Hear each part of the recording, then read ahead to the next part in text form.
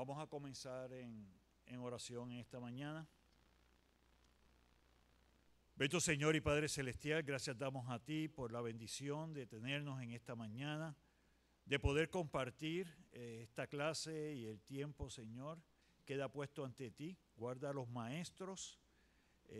Gracias por la bendición de la reunión, de ir a tu palabra, de ser edificados, creyendo que en todo momento tu Espíritu habla a nuestro corazón, tu Espíritu nos redarguye y permite, Señor, que crezcamos a tu imagen y crezcamos a tu semejanza. Pido, Padre Celestial, por las familias, Señor, que sabemos que están pasando por prueba, por aquellas que están pasando por enfermedad también. Sé, Señor, fortaleciéndoles primeramente en el espíritu y manifestándose en su cuerpo, proveyendo para sanidad del espíritu, sanidad del corazón y, como sea tu voluntad, Padre Celestial, sanidad también en el cuerpo. A ti damos toda la honra y toda la gloria. Amén y amén.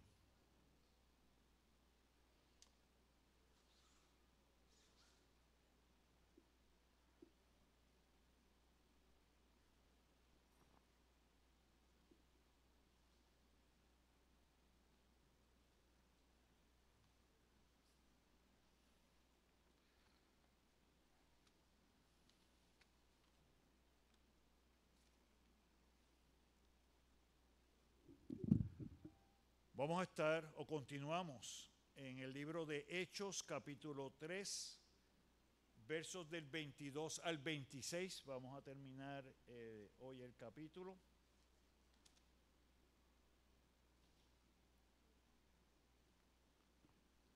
Y como hemos visto, el capítulo 3 de Hechos lleva la narración primeramente de lo que es la curación de un cojo que ocurrió en el templo.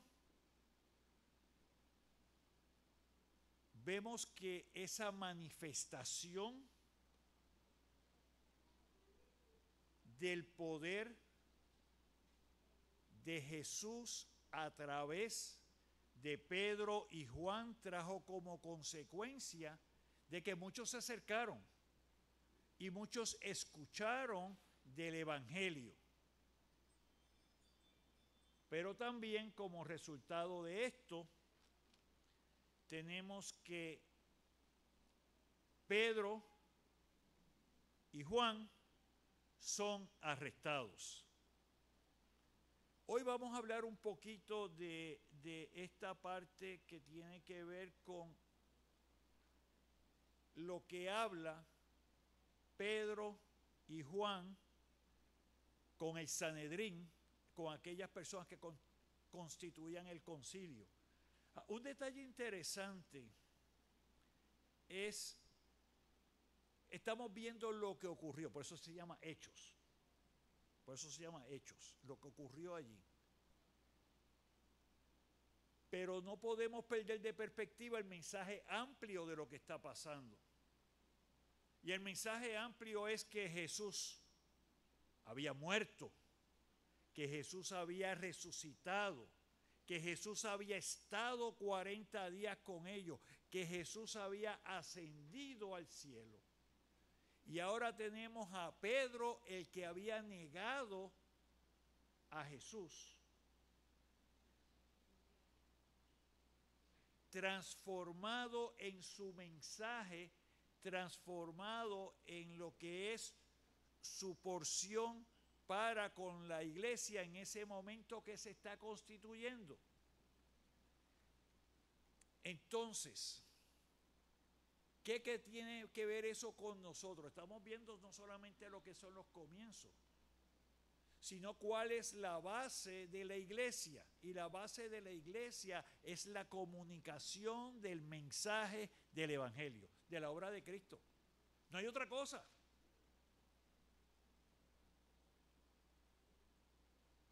Y en este caso la sanidad fue simplemente un vehículo. Pero ellos no se pusieron a hablar de sus poderes ni de sus capacidades. ¿De quién estaban hablando? De Cristo. Y comenzamos entonces Hechos 3, 22 al 26. Vamos a compartirlo, lo tenemos aquí. ¿Me lo puede, el micrófono viene por allí de camino? ¿Me lo puedes leer allí? Sí.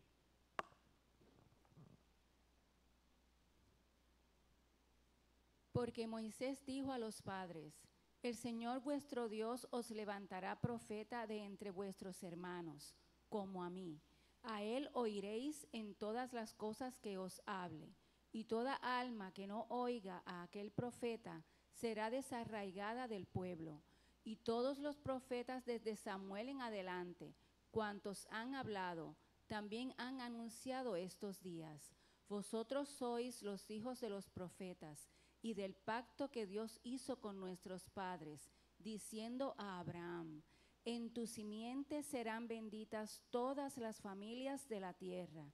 A vosotros primeramente, Dios, habiendo levantado a su Hijo, lo envió para que os bendijese, a fin de que cada uno se convierta de su maldad. Muy bien. Este texto está bien denso y es lo que está comunicándole Pedro. Próximo, por favor. Carlos. Así que Pedro comienza, pero Pedro está haciendo referencia a Deuteronomio.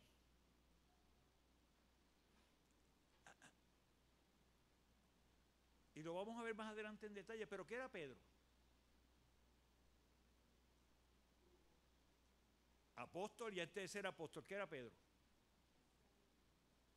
Ajá, ¿qué? Pescaba. Así que tú tienes a Pedro, que era una persona sin letra, si lo vamos a llamar así, que no era un estudioso de la ley, no era un conocedor de las escrituras, haciendo referencia a las escrituras. Alguien que me busque Deuteronomio 8:15, perdóname, 18:15. Y se me queda allí porque después vamos a ir al 18 y 19. Deuteronomio, capítulo 18, verso 15, con Hostos.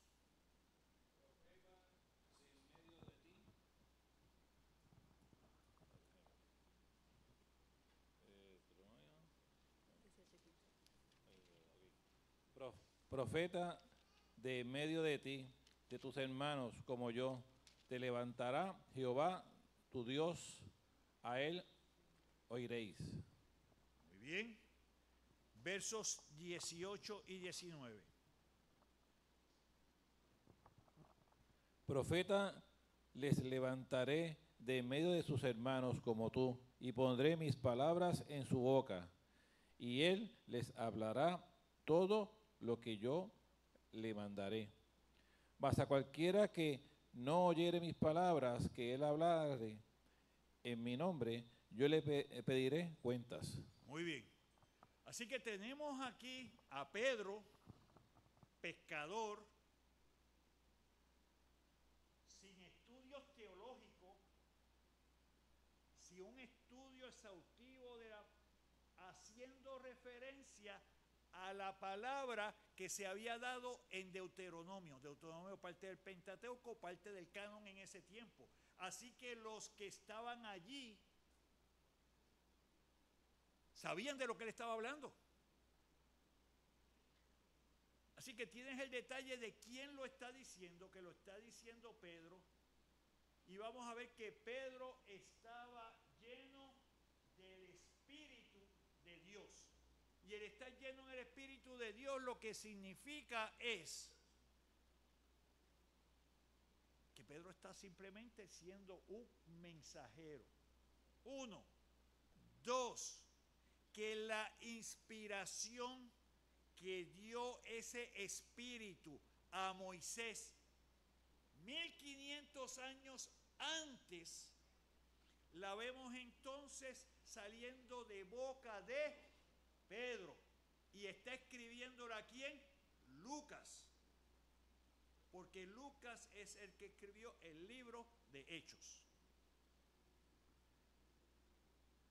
Así que a veces nosotros establecemos que solamente cuando he tenido tantos años en la iglesia o tanto estudio o tanta cosa es que yo puedo entonces llevar la verdad de la palabra a otras personas. El Espíritu es el que toca a uno y la experiencia que nosotros hemos tenido con el Señor es una experiencia que es de nosotros y no es de más nadie y no está en ningún otro libro. Así que es por la obra del Espíritu en nosotros, no por nuestra fuerza, no por nuestro conocimiento, no por nuestras habilidades. Ahora bien, a lo que se está haciendo referencia es que cuando vamos a Deuteronomio, ¿quién es el que está hablando? En Deuteronomio, ¿quién está hablando? ¿Quién habló en Deuteronomio? No, ¿quién habló? Dios era el que estaba hablando. Dios le está diciendo a Moisés. Así que en ese contexto, cuando lo vemos, profeta de en medio de ti, de tus hermanos como yo, te levantará Jehová tu Dios y a él oiréis. Mira el contexto de eso. Vamos al 18. Profeta les levantaré de en medio de sus hermanos como tú, y pondré mis palabras en su boca, y él les hablará todo lo que le mandare. Y recordamos las lecturas que hemos hecho en los evangelios, y que era lo que decía Jesús: lo que he escuchado de mi Padre es lo que yo. Oye, ¿verdad? ¿Cómo que? Ok, por si acaso. 19, más a cualquiera que no oyere mis palabras, que él hablare en mi nombre. Y decía, todo lo que he escuchado del Padre es lo que yo le digo. Muy bien. Yo le pediré cuenta. Así que hay un elemento de responsabilidad que se da en este contexto. Hay un elemento de responsabilidad que tenemos que mirar. Ahora bien, esta también fue la promesa a la que hizo referencia cuando se le preguntó a Juan el Bautista si él era el profeta prometido. Vamos a Juan capítulo 1, versos 21 y 25 al 27. Natalie. Juan 1:21, y le preguntaron, ¿qué pues? ¿Eres tú Elías? Dijo, no soy. ¿Eres tú el profeta? Y respondió, no. ¿Y 25 y 27? Y le preguntaron y le dijeron, ¿por qué pues bautizas si tú no eres el Cristo, ni Elías, ni el profeta? Juan le respondió diciendo, yo bautizo con agua, mas en medio de vosotros está uno a quien vosotros no conocéis. Este es el que viene después de mí, el que es antes de mí, del cual yo no soy digno de desatar la correa del calzado. Explícame el 27 porque no lo entiendo. Dice, este es el que viene después de mí, el que es antes de mí. Allí él estaba reconociendo de que aunque físicamente, ¿verdad? Quizás Jesús era menor que él, Ajá. pero espiritualmente Jesús existe desde siempre, así que era antes que él. Y esa es una de las manifestaciones ese es un ejemplo. Hay otros ejemplos también en la palabra, donde hay un reconocimiento de que ese profeta que iba a hablar en nombre de Dios, como se está haciendo referencia en el caso de Deuteronomio, Juan le está dando un elemento de divinidad. Eso significa, es una deidad. Lo va a ver ahora porque está entre medio de ustedes y ustedes no lo conocen. Pero ese estaba antes de mí. Y es lo que estamos hablando. Físicamente, pues no, él nació después de Juan. Así que tenemos una manifestación del Espíritu en esto. Próximo, por favor.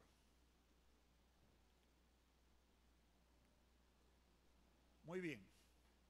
¿Qué cosas, y esto es básicamente, se están haciendo referencia en el pasaje, que nos van a dar un contraste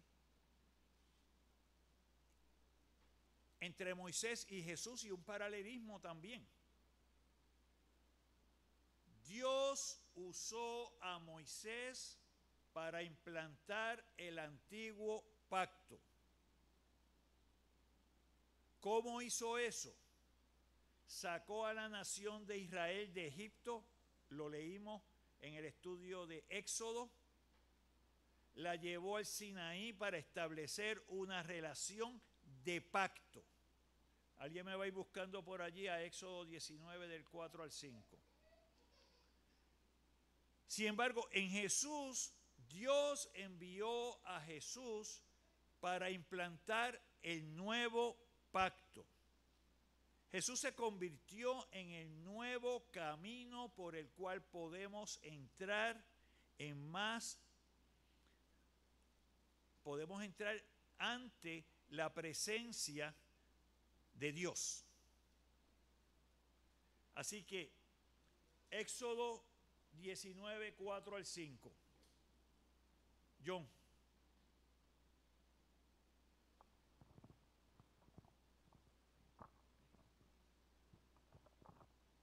Éxodo 19, 4 al 5. Vosotros visteis lo que hice a los egipcios, y cómo os tomé sobre alas de águilas y os he traído a mí.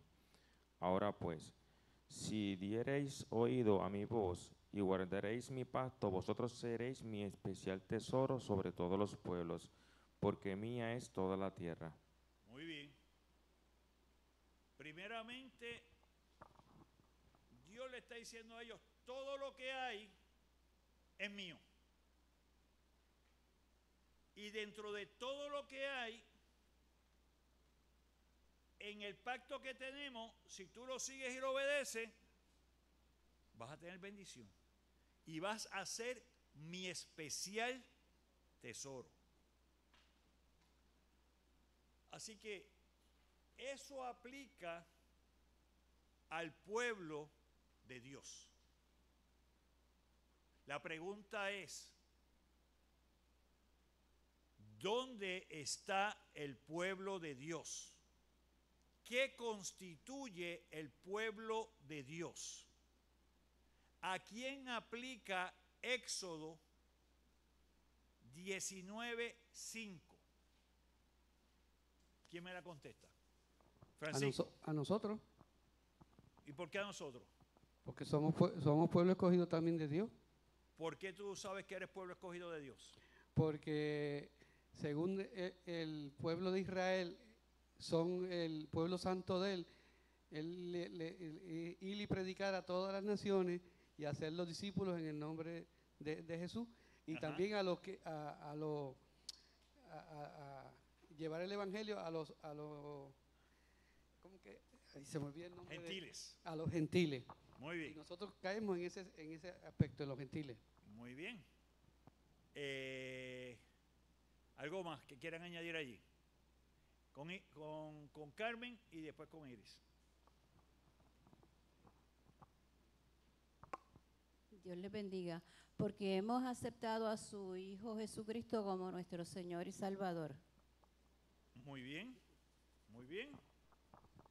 Y por aquí, Iris.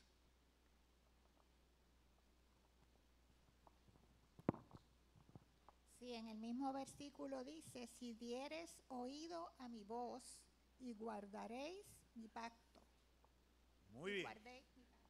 Ahora, eso es bien importante porque conocemos dos cosas en el mismo libro de Génesis capítulo 12, cuando hay el pacto de Abraham. El pacto de Abraham no dice que es solamente para el pueblo de Israel, sino dice que en ti serán benditas todas las naciones. Ahí va con lo que trae Francisco. Segundo elemento importante en esto es que todo aquel que obedece,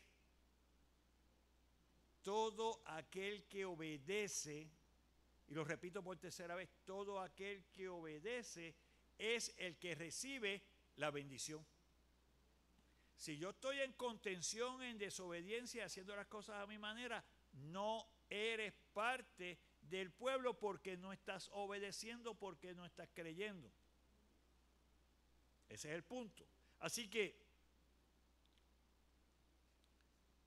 Jesús se convierte en el camino. Y sabemos que el mismo Juan dice, Jesús es el camino, la verdad y la vida, y nadie viene al Padre si no es por Él. Así que todo el que cree en la obra de Cristo, sea judío o sea gentil, se convierte ¿en qué? En el pueblo de Dios. Y la bendición de Éxodo 19, 5 le aplica a todo aquel que ha creído. Próximo, por favor.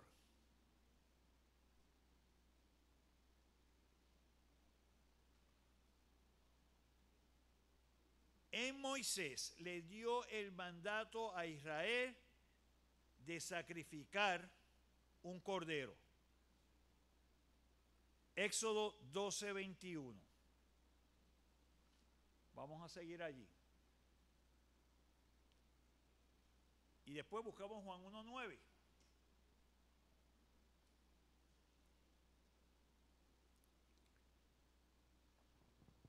Natalie. Dice, y Moisés convocó a todos los ancianos de Israel y les dijo, sacad y tomaos corderos por vuestras familias y sacrificad la Pascua. Muy bien. Así que lo que quiero que vean es cómo lo que es el mensaje de redención y salvación lo estamos mirando en cómo se va reflejando a lo largo de la palabra. Pueblo de Israel, oprimido, Dios lo liberta y lo liberta a través de ¿qué? De una señal. Hubo un sacrificio, hubo sangre que los separó a ellos porque ellos creyeron. Porque si eras israelita y no hacías lo que acaba de leer Natalie, tu primogénito moría. Así que había un efecto de ¿qué? De fe, de creer en eso. Cuando lo miramos entonces en Juan 1.29, ¿quién lo tiene? Juan 1.29, por allá con Luis. Y vamos buscando Hebreos 3 del 5 al 6. Dice así, el siguiente día vio Juan a Jesús que venía a él, y él dijo, he aquí el Cordero de Dios que quita el pecado del mundo. Ahora la referencia no se está haciendo a un animal, la referencia se está haciendo ahora a una persona, y es la persona de Jesús. Pero vamos a ver que cuando estamos en Éxodo, el sacrificio se hacía y cada familia llevaba un sacrificio. De pronto ahora tenemos un cordero y dice que es el Cordero de Dios que quita el pecado no de una persona, sino que quita el pecado del mundo. Así que vemos la extensión de ese profeta que estaba prometido en Deuteronomio.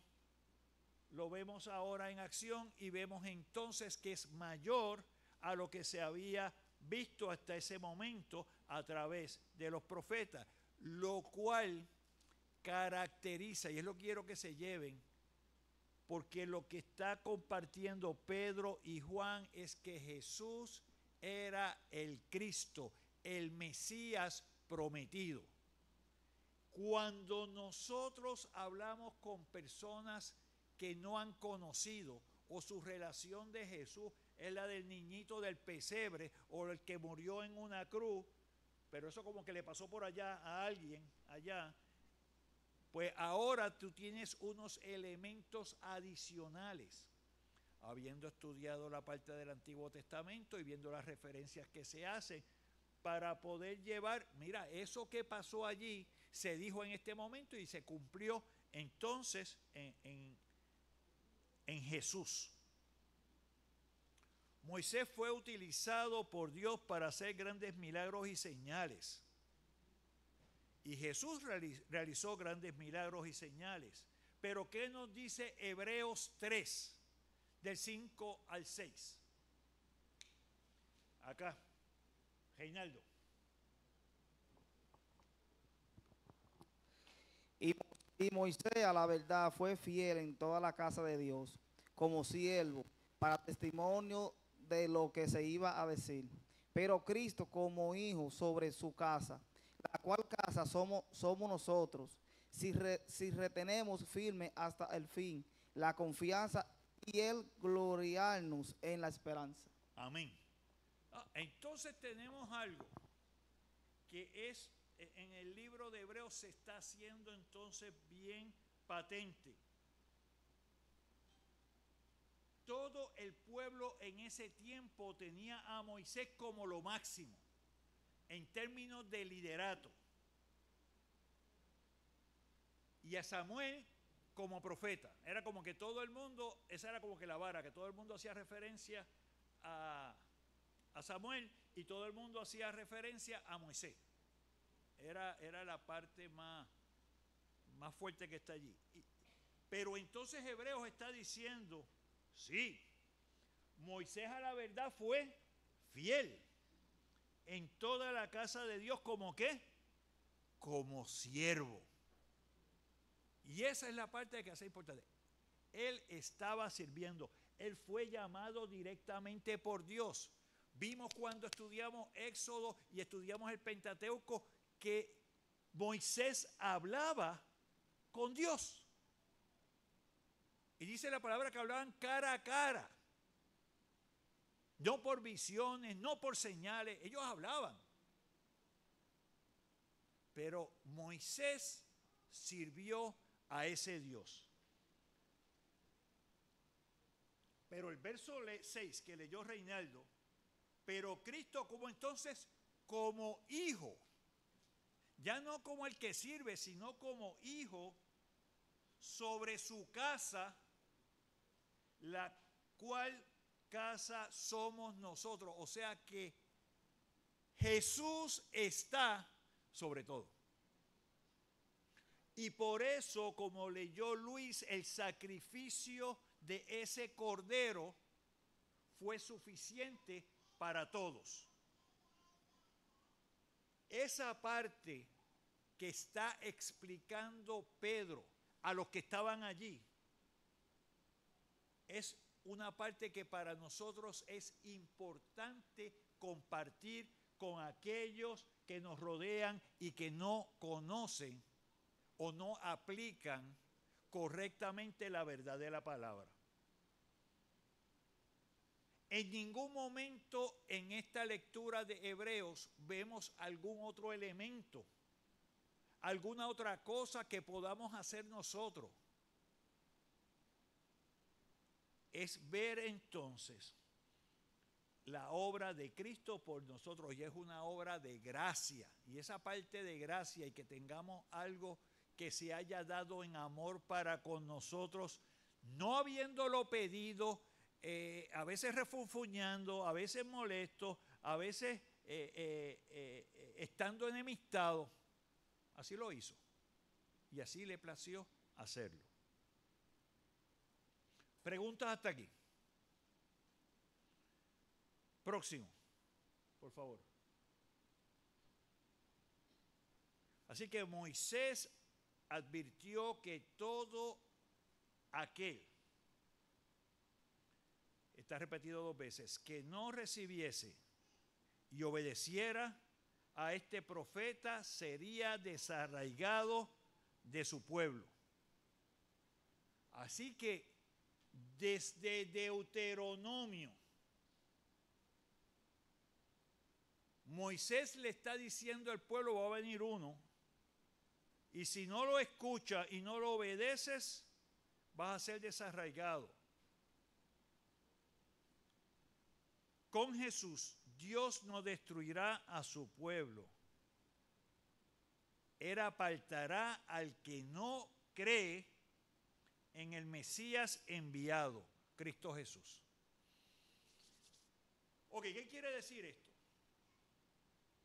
Lo que está hablando Pedro no es que él va a quitar el pueblo. Es más, le está haciendo claro a ellos, tú que crees que eres judío, israelita, pueblo del pacto, si tú no crees, tú vas a quedar fuera. Así que no es por herencia, sino que es por la obra de Cristo. Y allí viene, Francisco, lo que tú dijiste ahorita. El pueblo de Dios es el pueblo constituido por todo aquel que cree en Cristo Jesús como su Señor y Salvador. Y eso tiene una implicación bien grande. La palabra Señor, tú dices, este es mi Señor. Oye, vamos a hacer eso.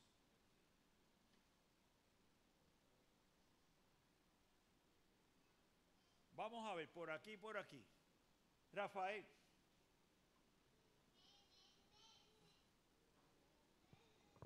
Pregunta. ¿Qué viene a tu mente cuando se usa esa frase? ¿Este es mi Señor o Cristo es mi Señor? ¿Qué te viene a la mente? ¿Qué implica? ¿Qué significa? Que es la persona que guía, o sea, que me provee dirección.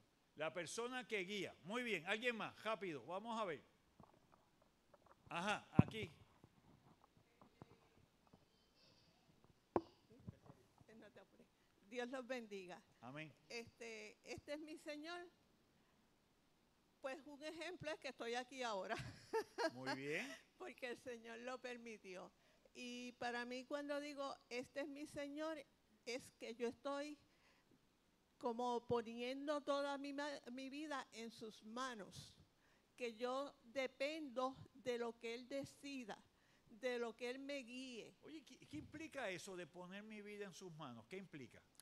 En que, como dice la Biblia, déjame ver si me puedo acordar, porque tú sabes que no, yo me lo dices como lo tenga. Ajá. Que ya no vivo yo, que vive Cristo en mí. Muy bien, 2 Corintios 5.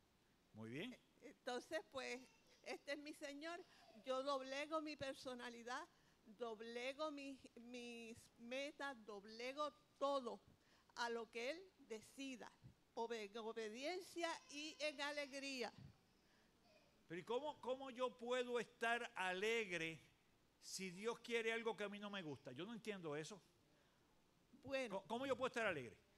Yo puedo estar alegre porque yo he vivido muchas cosas que si no siguiera su mandato y lo obedeciera, cuando Él me dice no temas, no desmayes, yo no podría seguir viviendo, porque mi vida toda depende de Él.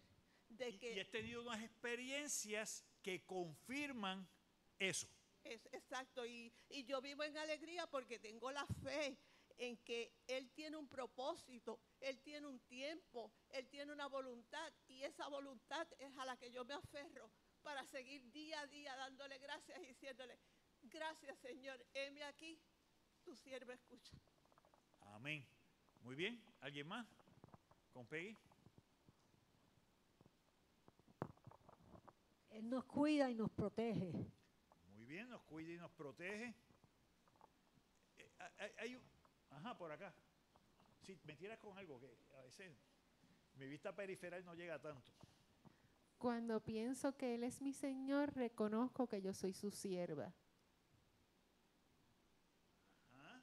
Porque para llamarlo mi Señor es porque le sirvo, le sigo, lo respeto, busco su voluntad y trato en lo más posible hacer lo que Él me dirige a hacer. Soy su sierva. Hay un elemento de voluntad allí. Y quizás es el que a veces nosotros, Francisco con Nicolás, es el que a veces nosotros batallamos. Porque es fácil hacer la voluntad de ese que llamo mi Señor cuando estamos alineados, cuando las cosas van saliendo bien. Pero cuando sale algo que no espero, o algo que no me gusta, o algo que no espero, pues entonces ya ahí empiezo como que a darle para atrás al asunto. ¿Estás seguro que tú quieres que haga eso? ¿Estás seguro que estoy capacitado? ¿Estás seguro? Y somos nosotros trayendo nuestras propias dudas, pero por eso les mencioné. Mira, Pedro y Juan no tenían la educación. Ellos pudieron haber dicho, pues Señor, estuve 3 años contigo, pero yo no me he leído todo el Torá y no me he leído todas las cosas. Y vamos a ir más adelante para ver lo que Jesús le decía. Allá. Sí, Dios les bendiga. Yo lo puedo ver por otro lado también. Dime. De Dios es mi Señor y Él es mi jefe, ¿verdad? Un ejemplo. Yo tengo unos planes para hacer unas cosas durante el día, pero surge una necesidad de suplir algo. Pues yo vengo y la suplo, pero confío en el Señor que Él me va a ayudar para hacer el resto de mis cosas durante el día. Ayer mismo yo tenía un montón de planes y había una necesidad de ayudar al comité de limpieza. Vine, ayudé aquí, fui resolví casa de mi hermana, fui bregué con mami, trabajé en casa y todavía me sobró tiempo. Okay. ¿Entiendes? Que pues eso yo lo veo así, de que si tú le das al Señor, el Señor te va a proveer y abundantemente y más de lo que esperamos. Muy bien. Con Luis.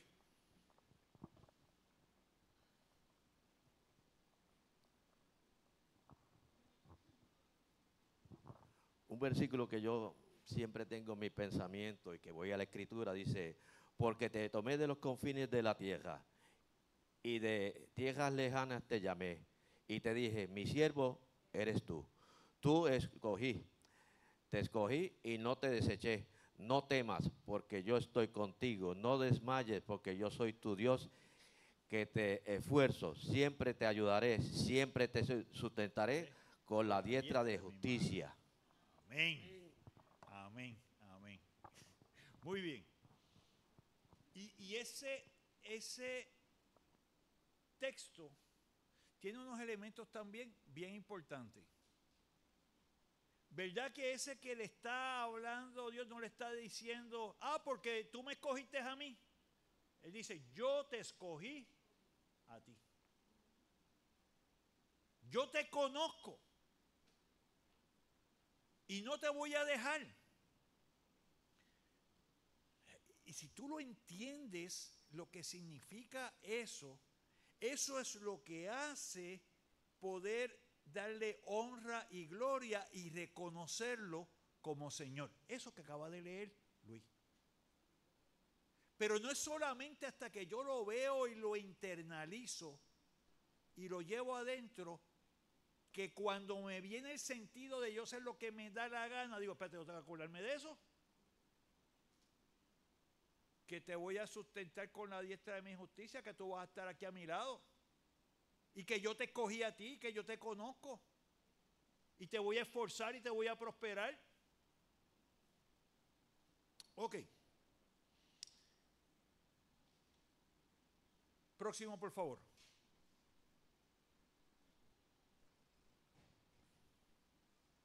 A los judíos que Pedro le estaba hablando eran herederos del pacto de Dios con Abraham. Con la promesa de la simiente de Abraham, todas las familias de la tierra serían bendecidas. Vamos a Génesis 22, 18 y Gálatas 3, 16.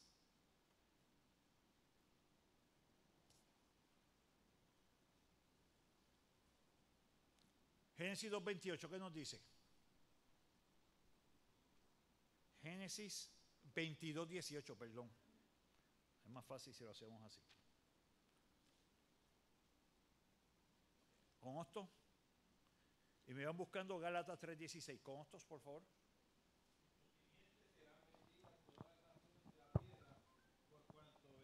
Obedeciste a mi voz. Muy bien. Tenemos la bendición. Pero ¿por qué llegó? No le quites el micrófono. ¿Pero por qué? ¿Qué es lo que está reclamando allí? ¿Qué es lo que se está reclamando? ¿Qué fue lo que pasó? ¿Qué fue lo que hizo? ¿Por qué recibió la bendición? Porque reconoció al Señor, o sea, la voz. O sea, porque tuvo fe, porque creyó, recibió la bendición. Gálatas 3:16. Vamos a ver. Allá abajo, acá. Vamos a ver. Sí, no. Vamos allá. Tú lo tienes, ¿verdad? Sí. Sí. Sí.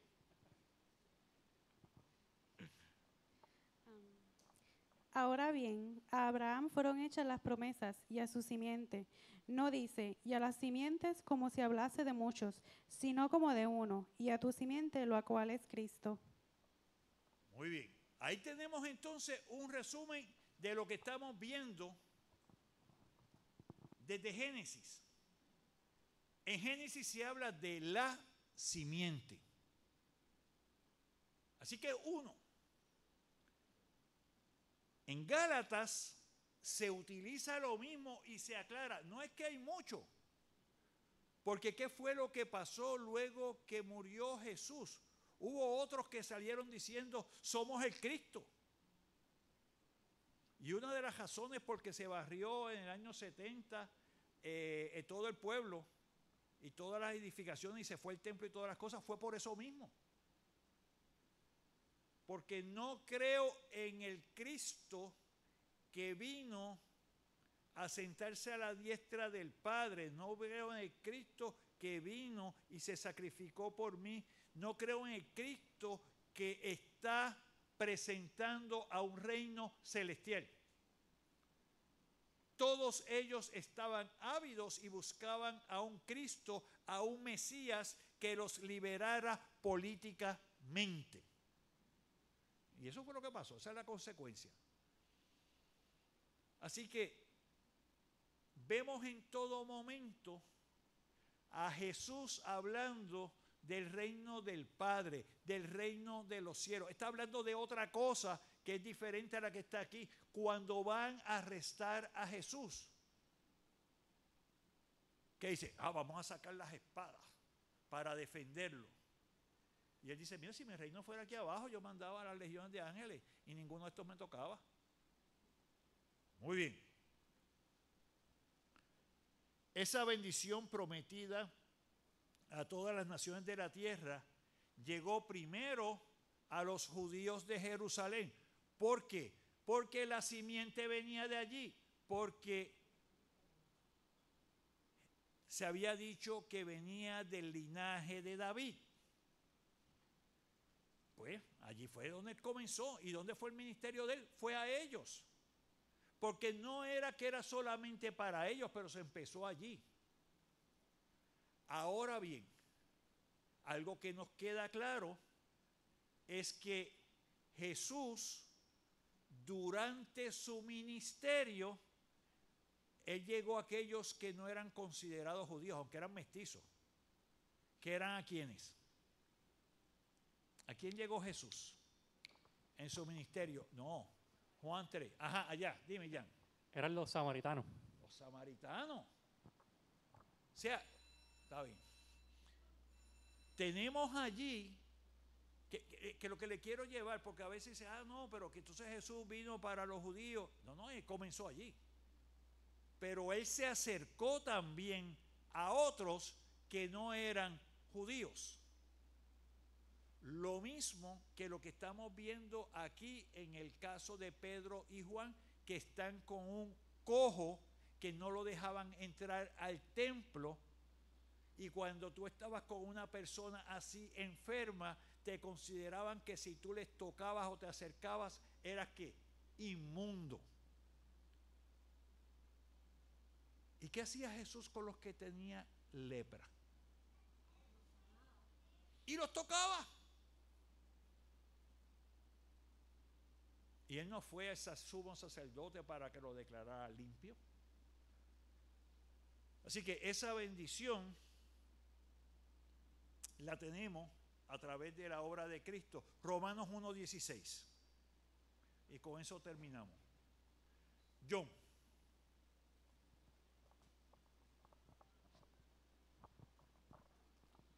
Romanos 1:16, porque no me avergüenzo del Evangelio, porque es poder de Dios para salvación a todo aquel que cree, el judío primeramente y también al griego.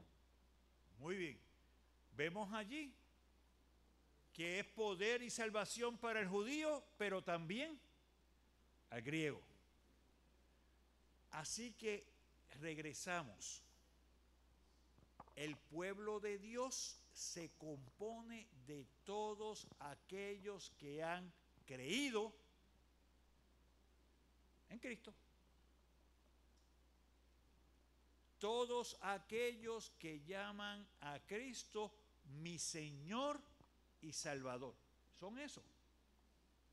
Por eso es que en Apocalipsis se habla que allí habrá de todo lengua, de toda tribu, de toda nación, y todos van a estar alabando a aquel al que han creído. Así que nos lleva a nosotros la urgencia de compartir esa verdad.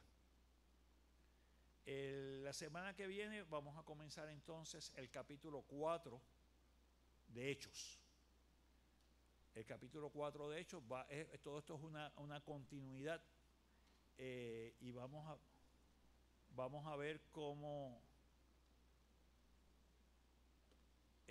Pedro y Juan hablan entonces ante los gobernantes, lo que se consideraba el Sanedrín, que era el Senado, cómo que lo llevaron al Senado y a la Corte Suprema, y cómo ellos hablan allí.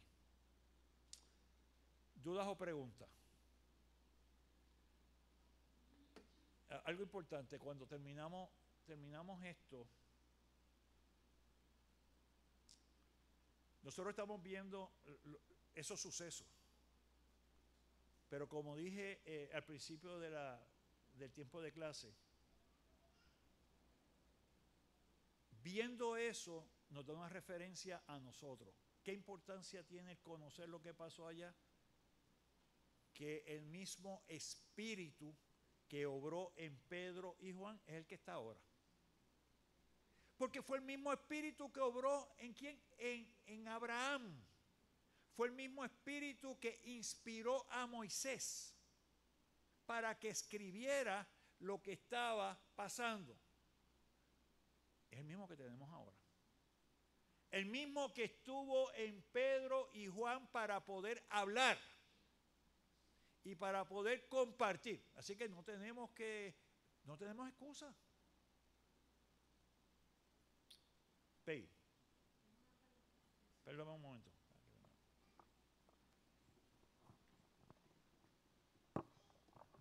Tengo una pregunta. Jesús fue a Europa. ¿Perdón? Que si Jesús fue a Europa, Europe. O sea, en aquel tiempo, para tener una referencia, el ministerio de Jesús estuvo básicamente dentro de lo que se circundaba de Israel.